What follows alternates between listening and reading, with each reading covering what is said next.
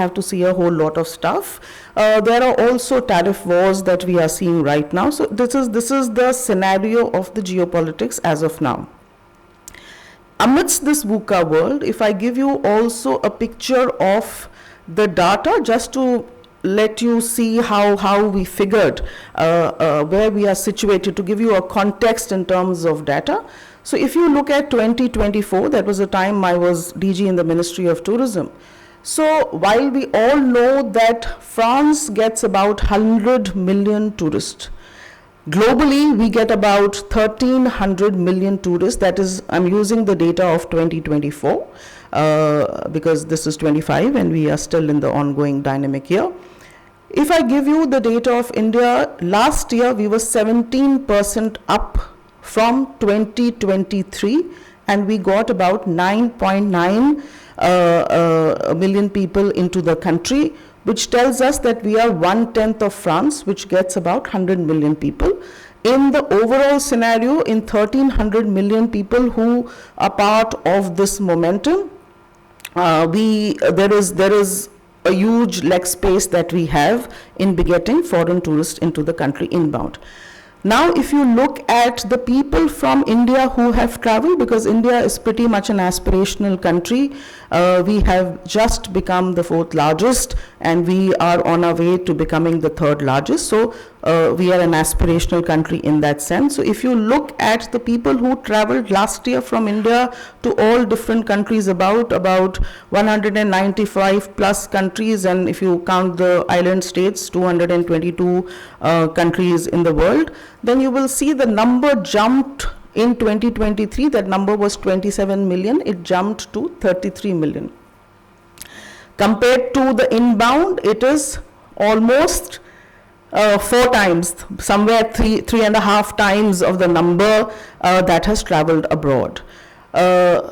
Which basically means, what is driving that momentum out? Because tourism does not just ride on cultural assets and programming, it also rides very heavily on novelty. So are you able to give people novel experiences in whatever you do is very, very important. What is happening right now, and which we must very, very carefully calibrate at all levels, is that what the West has done and dusted with, are we trying to introduce that here? Because if you are trying to introduce that here, which would definitely mean that people who have exhausted themselves doing that same experience will be looking for something novel in the country. I will give you one more statistics about the world tourism movement, and then I will move on to infrastructure.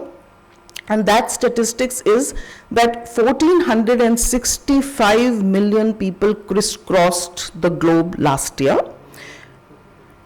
That is foreign visitations is what we call them in the globe, people coming from different places to different places, many to many kind of a thing. But if you look at the same domestic tourist visitations in India, you will find that the number was double. 2,763 million people only in India. So I often say that India is not just a 5,000 years old civilization. It is not just a modern country, but it is a continent in itself. And what drove this crisscrossing in the country? It was driven primarily by what you call the pilgrim tourist circuit, based on the fact that in the last 3 or 4 years, several religious tourist circuits have come up in the country, and global destination. The Honorable Prime Minister has today given us a target that we must develop 50 global destinations in the country, preferably one each in each of the 36 states that we have. And if some states are able to show better, then they can do maybe 2 or 3 depending on their capacity and bandwidth. And those then will become what Mr. Bhalla was saying, that hotels or accommodations that come up in those areas will then get what is called the status, the infrastructure status. So they are able to benefit from the long-term loans that the industry will get.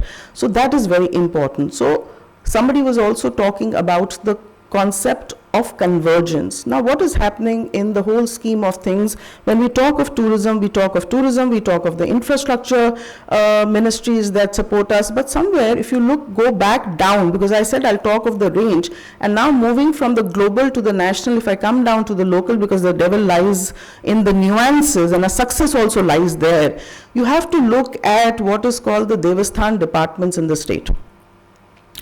The Devasthan departments in the state actually provide lot of subsidies for this global domestic tourist visitations. If I just look at my state of Rajasthan, they give you money to do from Rajasthan to, say, for West Bengal, the Ganga Sagar Darshan, and a lot of people from Rajasthan go for that Ganga Sagar Darshan. They give you a certain amount. To be able to do that, they give you subsidized train tickets, they give you stuff like that.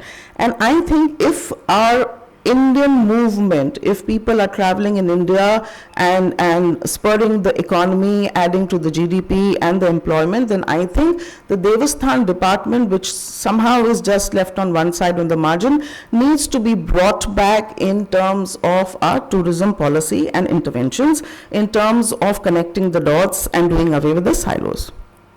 Let's just move to look at the larger landscape or what is happening in the infrastructure department.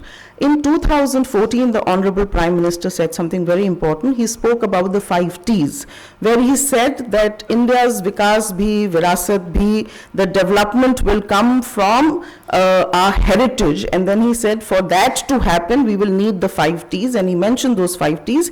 He said the first 5 T is tradition. And we know that tourism and tradition are kind of like the conjoined twins joined at the hip. And the assets, in fact, enable the footfalls to come into the country, so that is very important. Then he said something, the other T he said was moving from tradition to talent. And I think a lot has been said about talent, the skill development, because if you look at the hospitality sector where I work today, you will find that for every room in the branded category, you will need, there is a ratio of 1:3. For every room servicing, you will need at least 3 people.